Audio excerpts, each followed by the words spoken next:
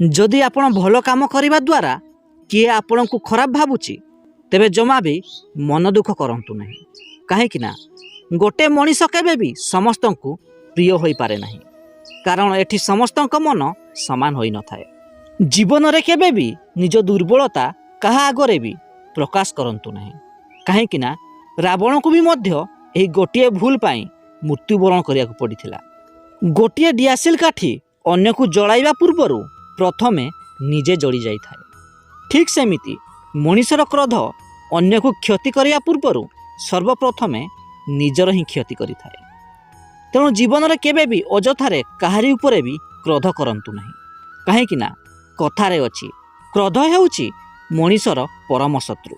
जीवन रे केबे भी काहारी को निजर भाविबा उचित नहीं, कहीं मनीष संपर्क को नुहे निज स्वार्थ को अधिक गुरुत्व देई थाए।